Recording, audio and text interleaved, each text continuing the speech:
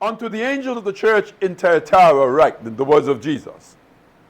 These things said the Son of God, who hath his eyes like unto a flame of fire, and his feet are like fine brass. I know your works and your... You know what? Give me that in the real version now.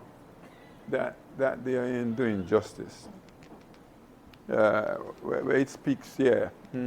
That's it. I know all the things you do. I have seen your love and your faith,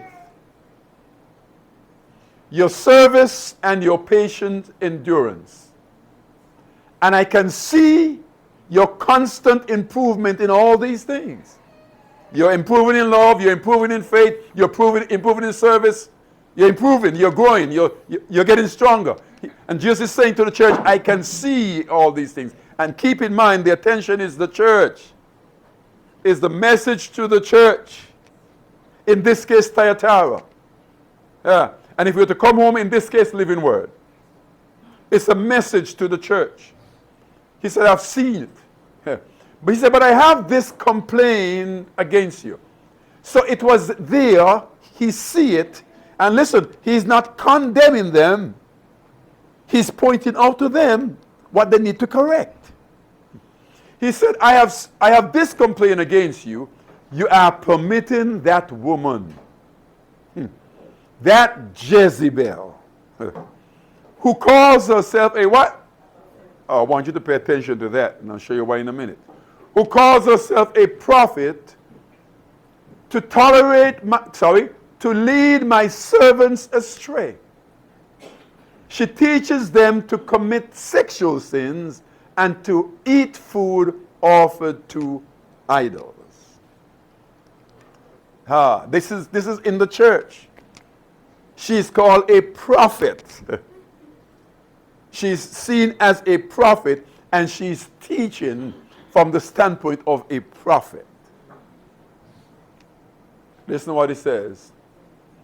I give her time or space to repent, but she does not want to turn away from her immorality. Let's look at our notes.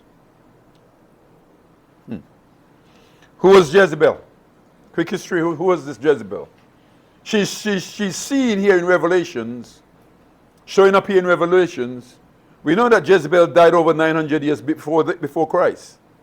900 plus years. We said that last week.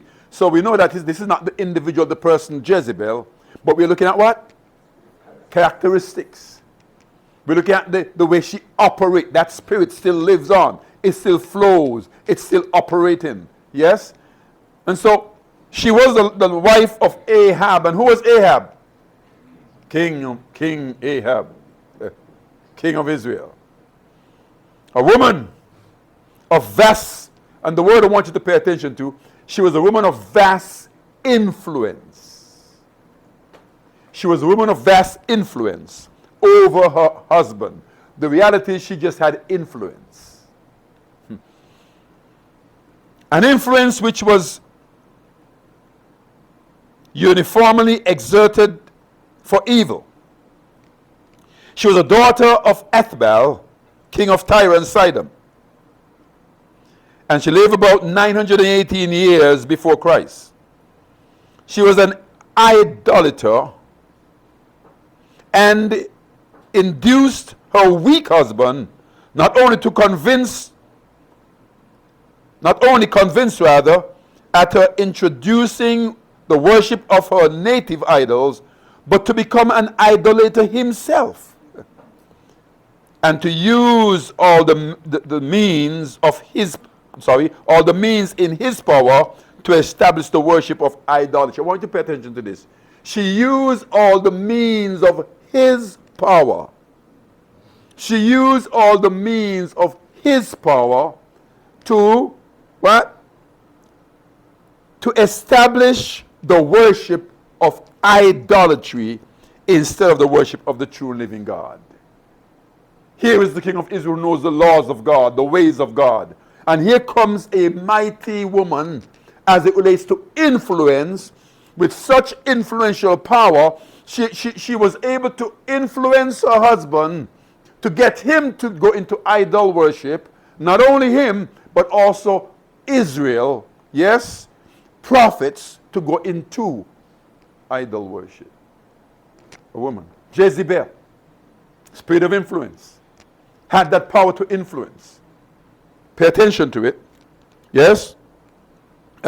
She was highly gifted, persuasive, and artful, was resolute in the accomplishment of her purposes, ambitious of extending and perpetuating her power, which she didn't have. And you can see it in 1 Kings chapter 16. Yeah? The kind of character, therefore, which would be designated by the term and used here. It would be that of this woman who was artful and persuasive in her manner. Let's go down. We're going to skip over some because we read it last week. Jesus complained against the church of Thyatira. It tolerated, check the word, it tolerated a false prophet. It tolerated a false prophet. This false prophet called herself, well, this woman Jezebel called herself a prophet. This dangerous woman was persuading members of the church to practice immorality and idolatry. Apparently, she promoted certain pagan sexual practices. And that's what needs to be understood. The sexual immorality that she promoted was pagan sexual practices. That's where the word porneia came in. Sexual immorality. It is pagan sexual practices. Also, she condoned a common practice at trade union banquets. They ate of foods dedicated to idols. She was a vicious, violent woman who promoted the worship of Baal, the sun god, and she killed many of God's prophets. Also, she sought unsuccessfully to kill the prophet Elijah. Oh, this woman into play with. Elijah went from her, and hide himself. That's how powerful she was.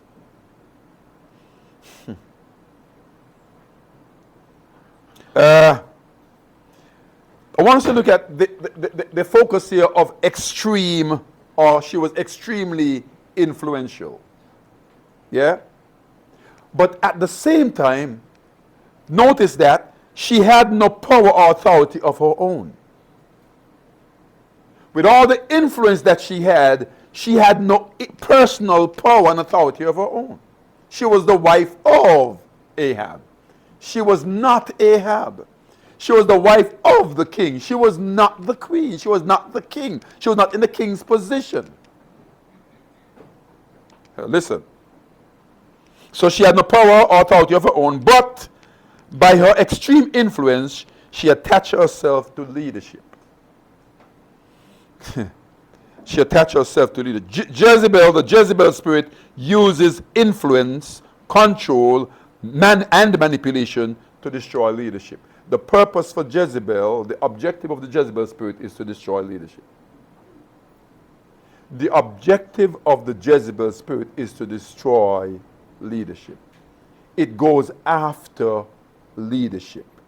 It influences leadership to its destruction. That is the purpose of Jezebel. Listen, the gates of hell shall not prevail. No, Jesus is talking about this spirit in the church of Thyatira. And look at where she's gone. What's the position? Prophet.